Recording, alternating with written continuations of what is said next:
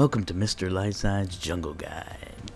We're going to dive right in. On the screen you'll see stats of buffs and what they give you for each side.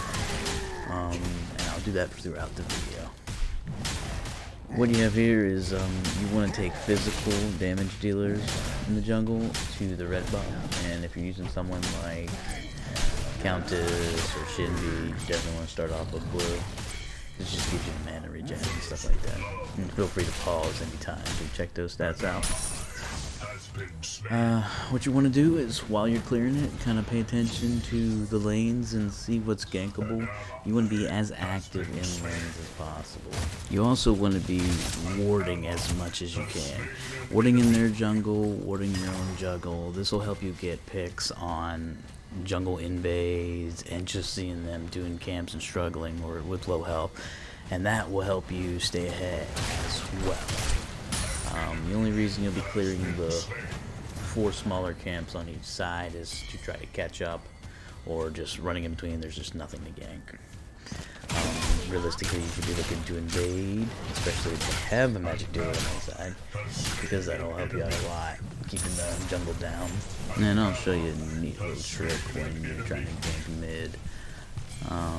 Don't do this. Not come in and clear their wave, like you'll make them lose their mind. And mid will hate you forever for staying in their lane and sapping up their experience. So just in and out, just don't do that. I'll show you a little trick to do to gank mid. But you'll see here, you'll act like, let's say you miss the gank, he teleports out, whatever. Act like you're running away, start to go through the bushes, and then stop. What'll happen there is mid will think you're gone. You went on to the jungle to go do something else. They'll come back out. For some reason, every mid is really cocky, and they want to jump out and try to kill the other mid because everybody thinks they're the best mid. Which is good for you, because mid's a good for you. So you'll wait, they'll come out, they won't have their teleport, you'll get a free pick. Now, you'll want to rotate into the jungle. Now let's just say you did get a pick. You probably want to back on the spot, honestly. Stay ahead of everybody that you can. Get as whatever damage you can. Personally, I like to start with some lifesteal because that will help you do some early buffs by yourself. And by buffs, I mean like the major buffs, like yellow and the underling. Now let's talk about if you're behind. You've tried to gank, you've failed, you've died, you start to fall behind. The best thing for you here, and it's going to be hard to catch back, it really is. One, you could focus on buffs, pinging it, trying to get everybody grouped in on it, and just sitting there, and that's at that point where you want to start farming your camps, your smaller camps within your jungle, is just to try to get you caught back up while farming them and looking for that perfect little gank where somebody's just so low there's an easy pick for you and they're super fed. I mean, because you're going to run into a situation where everything that happens in the lanes, the guys laning, it's your fault. They dove the tower and died. Jungle's not ganking enough. I stubbed my toe this morning. Jungle's not ganking enough. Yeah, they'll blame you for anything. Just stick to your game plan. Stick to the main buffs. And that's what we'll head over right now. We'll go ahead and head over to yellow buff, or prime spirit. And I'll throw the stats up on the screen so you can see what each one gives you. And it's a permanent passive buff. And they also give a temporary buff to Tions, the lane minions. So you really want to keep this under your rotation. And by what I mean is, you get the kill, you got it's coming back up, you're already preparing, you've already bought. You pay attention to the timers after you killed them. There is a wrong time and a right time to go for these. Don't just go for them all willy-nilly. Pay attention to duo lane especially. Let's just say, even if dual lane, your side is losing, wait for a chance where they get killed or something happens and the other team backs. And that might be a good time to ping mid, ping duo when they're coming back, that you guys can try to clear it and maybe win the fight. I mean, they're not always going to go your way. You could ping it 1,000,000 times and no one ever shows up. regardless, keep in good practice at pinging when you're trying to secure these buffs. They can be a pain by yourself. That's why I recommend getting some life steal early. So if you want to do an early clear one of these and give your team an advantage early, that's why you want life steal. And see, I'm struggling even with life steal, so that's why you want to ping it and see if you can get your team to come and help you with it. As long as the time is right, you just have to pay attention to how well your lane's doing, or just watch for backs. Make sure you're warding enemy jungle size so you can see if jungle is coming. Maybe you can just let it go, try again later, or maybe collapse on the jungle trying to check the buff. Now here I'll show you where you can safely check. This wall is usually in the way to stop you from seeing, but if you go to one side and look down, you can actually see the horns and see them doing it. You don't want to push up to that wall because people could be hiding in those bushes and just drop right down on top of you and get a kill. You know, smart players. It's just the safest way to do it. Now the only problem is you won't be able to see the health, so you would have to get closer. But if you see them doing it, you're pinging it, then group together, push on the objective. And try to overtake it. You can also see it the steps, but you can't really see it that well. So we're gonna go ahead and head over to the purple underling, or prime underling. I'll put the stats up on the screen, let you see. Like it says, keep in mind that at 1930, the actual second underling does despawn at that time. So you don't have all the way to 20 minutes when the actual prime guardian spawns. This is huge. This is almost guaranteed towers. No one's, you know, in the lane, or you just catch some guy off guard. Like, earlier the better on this, because if it's early, you can crush a tower, and that'll help your team roam.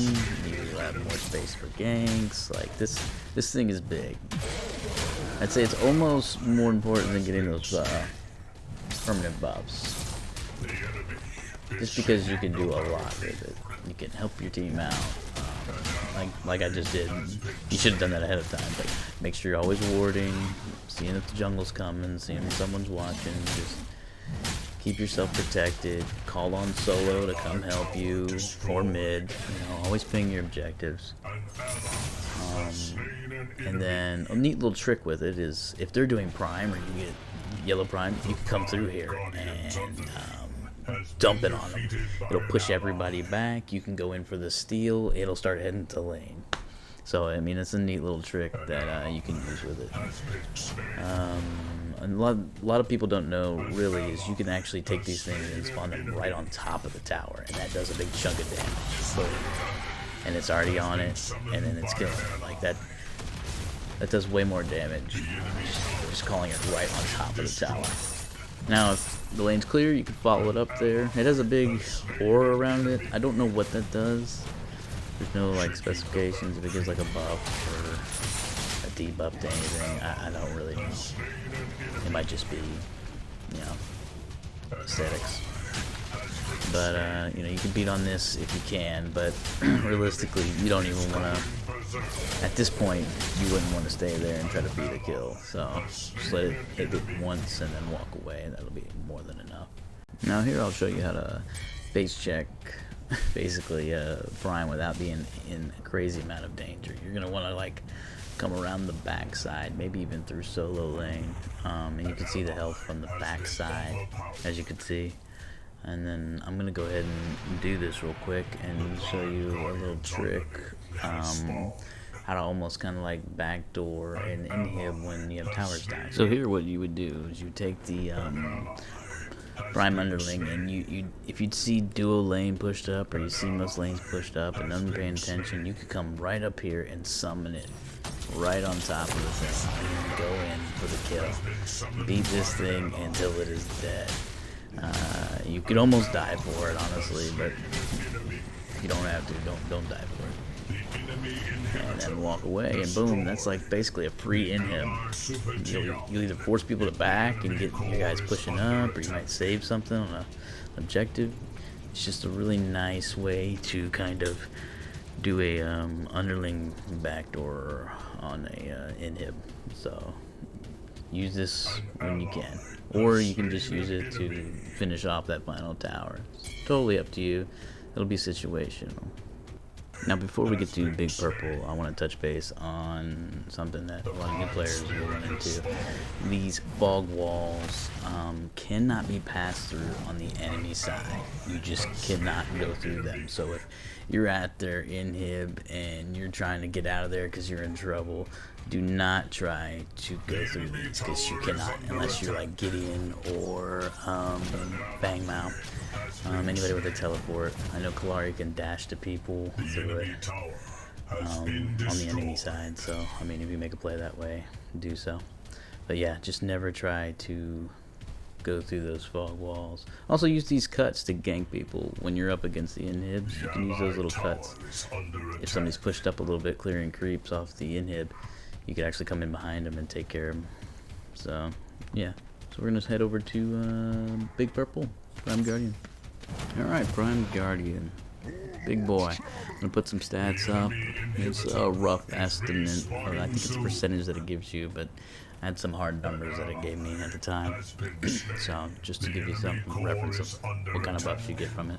And also half health towers, inhibs, and core if it's exposed, so not too bad. Usually by the third one, everything's gone. So, this is something to die for, in my opinion. Like, if you're a jungle, you go in there, no matter how bad people have been just bagging on you about how terrible jungle you are, the whole match could be like 40 minutes long. You come in to steal this, all of a sudden you're the best jungle in the world. So it's a buff that can change the game for sure, like the tide of it. You can definitely solo it if you're a fed jungle, as long as you're warding, and keep control of this, and you'll definitely win the game. And warding will help it from getting stolen. You can zone people out, have some people push up while you solo it. I mean, there's a lot of things you can do. You can also dodge its attacks to avoid a lot of its damage as well by circling around it. So go for this, boom. Just tagged all the inhibs, gives you a buff, your whole team. Like any other buff, ping it. If you come in to steal it, you use that portal I just took to get out. Yeah, I mean, not much to say about it. Like, that is the in-game buff. That's what you want to be going for, to knock down their inhibs, especially if it's being a stubborn team where they're sitting under their inhibs or they're under the core and they're being real defensive, and you got them on the back foot. So you could just bait the fight out to Big Purple, and if you win it, you get a pick. Honestly, that's how we play it. You get a pick or two, you run, you grab it, you make sure you zone out whoever's trying to stop it, and you usually win the game after you control 2 or 3 of these for sure. And I'll say it again, wards. Like, be de-warding wards for the enemy jungle camps, your own camps. That'll create a lot more opportunities for kills for your whole team, honestly. Ward the objectives, just deep ward, all of that. All about wards. And I also like to, as one last tip, far right, far left camp closest to duo and solo, I like to leave those to them if I'm doing good enough, so they can come down and farm them and then go back in the lane, and they can just have a little bit more than what the lane's doing, and hopefully they're not yelling at you the whole time and you just have a good time. And if you have a lane that's being toxic, just don't engage with them.